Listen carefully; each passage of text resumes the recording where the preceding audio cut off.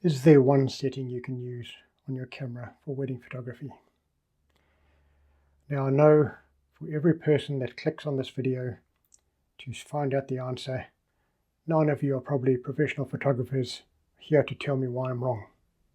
But I'm prepared for you. I have something called program mode.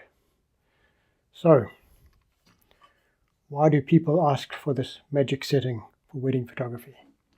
That's because wedding photography is very stressful and there's a lot to think about.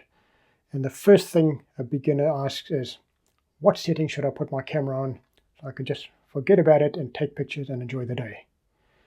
And that's quite a valid question because there's a lot to think about on a wedding day. And someone who hasn't done it before is normally pretty stressed out about what settings they're going to use for their camera. First, the disclaimers. I'm not suggesting someone takes these settings, puts them in their camera and starts a wedding photography business. These are the settings that I would put on my camera if I were to say to someone, here, take my camera, take some pictures at the wedding, have fun, the camera will do everything for you. I mean, why shouldn't we be able to do that? People's cell phones can do that these days and they get pretty good pictures from them. Then there are those people who cannot afford a photographer. Now, the professional wedding photographers often get all excited about this and say they should do anything in their power to hire a professional wedding photographer or videographer. Not everyone has the same priorities as you. Not everyone has the money that you get. There are people earning millions of dollars a year, and there are people living on less than $1 a day, and then there's everyone between. So just get off your high horse if you're going to keep insisting that they must get a professional photographer, because there are people out there who are photographing a wedding for a friend because they simply cannot afford a photographer. And I feel I am giving them the best advice possible if they haven't done that before.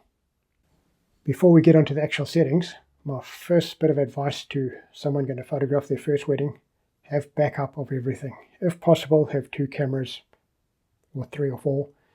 Have spare lenses, spare memory cards, batteries. That's what I take with me, plus the rest of them that are down there. I've acquired these over various kit that I bought, but I will take every one of them with me on a wedding.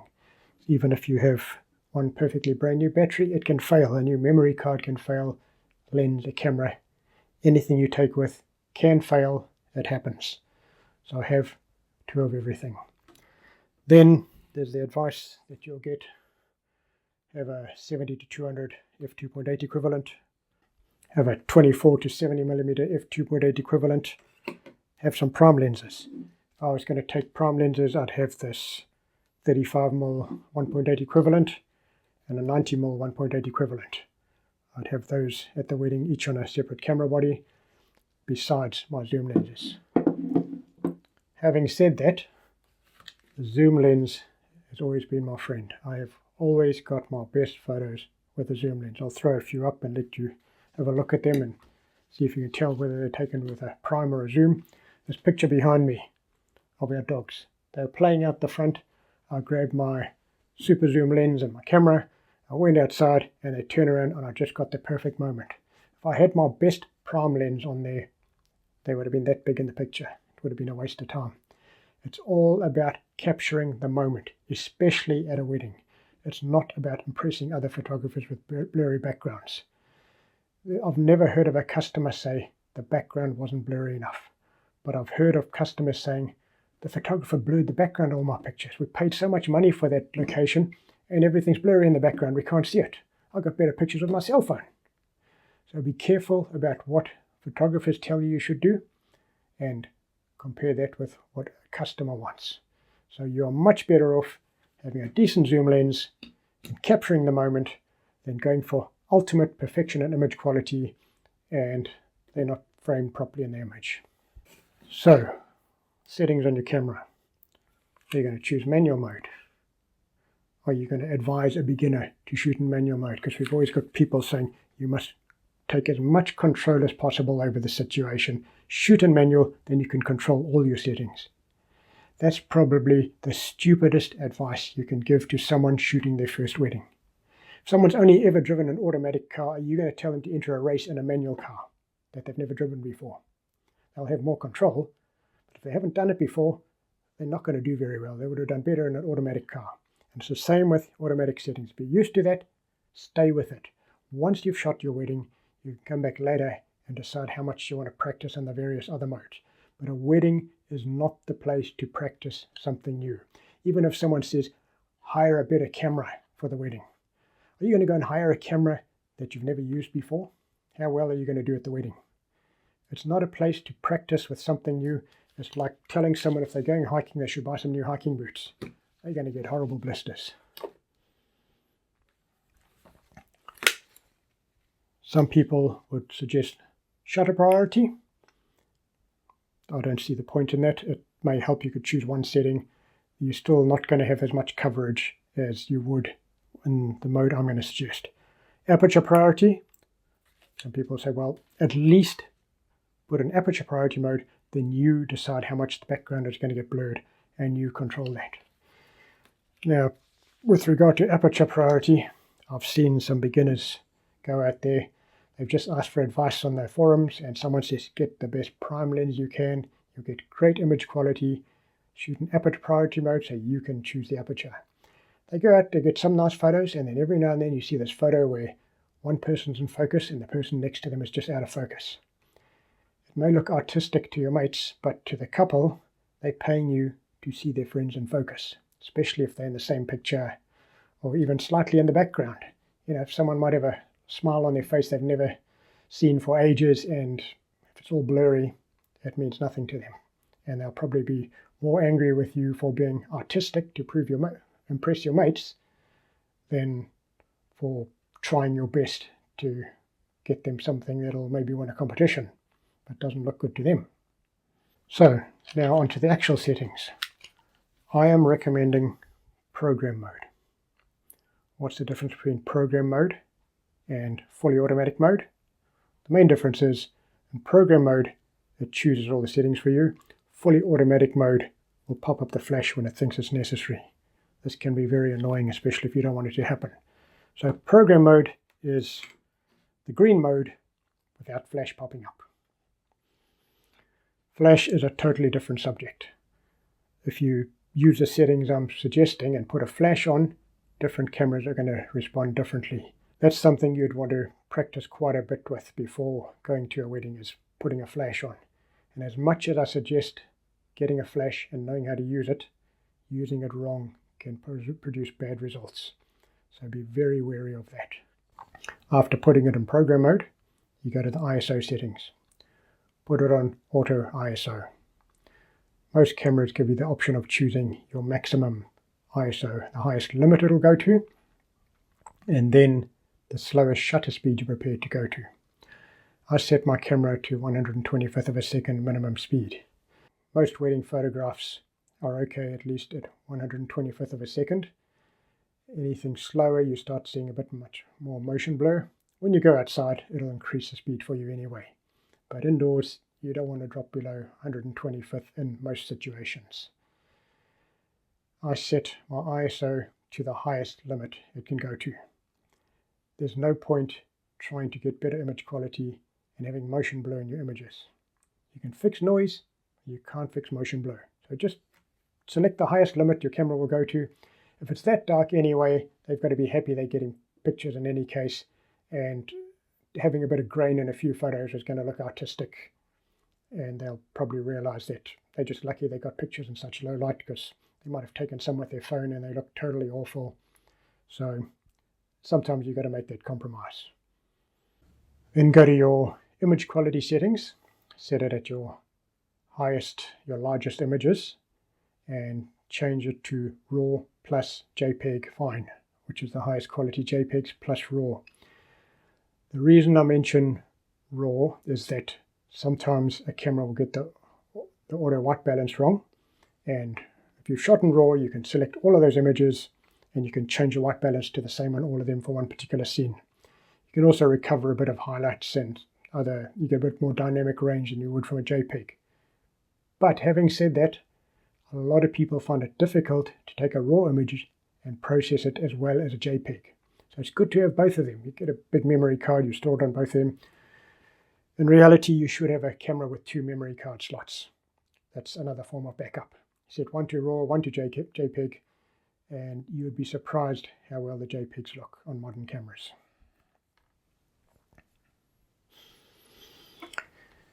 Here's another tip, especially if you're shooting with a wide-angle lens.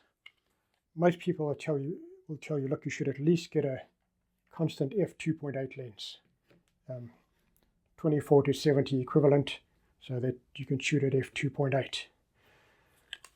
Most zooms go all the way to f3.5 at the wide end and f5.6 on the long end. f3.5 is only half a stop different to f2.8. How much difference is there? Well, let's take a picture. Take this photo at f3.5. We got ISO 250, and then we go to f3.5 and look at the ISO there, ISO 400. Do you really see much of a difference? So that's the trick when you go indoors. When you go indoors, you just pretend you've got a prime lens. Go to the widest angle your lens goes to, and you're shooting at f3.5 all the time. In good light, you may be able to zoom in a bit more, but just watch your settings. So another thing program mode is going to do, even though you set it to not drop below 1/125th of a second, it will once you reach the upper limit of the ISO. Now, there's still people thinking that's bad advice to give if you don't know how this mode works, but that's the whole idea. Learn how this mode works. So if you were to ask someone, what settings should I use outside? They'll say, choose your lowest ISO, choose a shutter speed well above 125th of a second so you don't get any motion blur, and choose an aperture that agrees with those settings and that light. And that's exactly what program mode does. If I were to take my camera outside now, it's going to do exactly that. Then you say, but what happens when I go inside? I say, well, when you go inside, it's about compromises. You're going to have to go to your widest aperture, f2.8 or f3.5 or whatever, and choose a shutter speed where there won't be any blur. We've selected 125th of a second. And then your ISO, you choose according to the correct exposure for those settings. That's exactly what program mode does. It's all about learning what the mode does and understanding what you're doing and using that. Now, on the photography forums, we used to have this website, The Digital Wedding Photographer, which died out when Facebook came out. But there were all these professional photographers, many of them all these snobs about why you must shoot in manual mode and get perfect settings and choose everything yourself. But they had the saying, when things are moving fast, go to P for panic. That's program mode. They'd say it's P for panic because you just need the camera to sort things out for you. Just tell the customer it's P for professional. And this was the general thought amongst professional wedding photographers. When things are changing too fast for you, go to program mode. And when you're a beginner shooting your first wedding, everything's going too fast for you, go to program mode. The thing is, it's going to get you in the ballpark. It's going to get you close enough to the correct exposure and settings that you can fix it easily later if you need to make adjustments. And that's all you can ask for when you're shooting a wedding. Now I'm going to pull up a video of when I took my camera out for a walk. I had the GoPro behind it so I could watch the settings. I went outside, I came back inside, and you can watch the settings that it chooses. Alright, so I have a GoPro mounted behind my camera so we can see what the settings are when we go outside. So let's go out and see what the settings change to. So first off, I start with a video in the bathroom in the mirror so you can see what it's at. And then I take a walk outside, and each time I press the button, you can see what settings the camera chooses. There we can see we've gone to f7.1, 6.3, 7.1, 1/500th of a second, and ISO 200, which is the lowest this goes. And here's the advantage of setting your front command dial to exposure compensation. I can decide whether my subject is in the sun or whether they're in the shade. And I can blow out the highlights if I want, if my subject is in the shade, or I could just kill the shadows if my subject is in the sun. Just go back to what it was. f7.1, 1/400th, 1/500th, ISO 200. We'll head back indoors. Here's another complicated setting where we got bright light in the background and shadows in the front. As I say, we can kill the shadows if we want to retain highlights, or we can just crank it up and blow the highlights out if the subject's in the shade. And we're going to go back in here.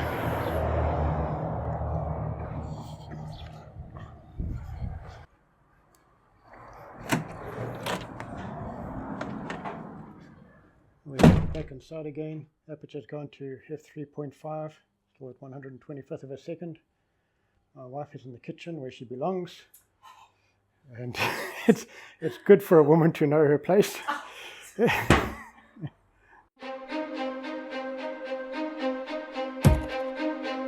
Alright, now we're going into a darker area. We're at f3.5, still at 125th of a second, and we're ISO 4000. And once again, you can decide whether you want to underexpose or overexpose areas with easy exposure compensation. And you're not going to get much different lighting than this in any situation. With a high contrast scene, we expose for the outside if we want. We wind it over, expose for the inside, and it doesn't get much easier than that. And it's basically gone and chosen some fairly high shutter speeds out there and apertures that will fit with that, and it's chosen the lowest ISO, which is what I would do anyway. How much difference are you going to see between f6 and f8 if you want to choose your correct settings yourself and take control yourself? Is anyone going to really see that difference? Weddings are about capturing the moment. There's an old saying in photojournalism, f8 and be there. In other words, if it's a newsworthy event, you don't need to be artistic and creative. You just got to capture the image. f8 is a small enough aperture to get everything in focus, and as long as you're there, that's the important thing. People are going to be happier about you capturing the images of their special day than they are about you missing photos because you're busy playing around with settings to try and impress other photographers. Well, having said all of that, I'd still advise, if possible, get a professional photographer. But you're here because you can't. Have backup cameras, even if it's your cell phone. A cell phone image after your camera has failed is better than absolutely nothing. My other advice is get a second shooter. Have a backup photographer. I've started a few groups on Facebook for things like that, for second shooters. There are plenty of people who probably know a lot more about photography than you who want to practice at a wedding. They may have photographed many other events, but they want to get into wedding photography. It's a very lucrative business to get into. And plenty of them would photograph it for free with you, just for the experience and to be able to have some pictures on their portfolio. So go around, look for a second photographer, and that's another form of insurance on a very important day.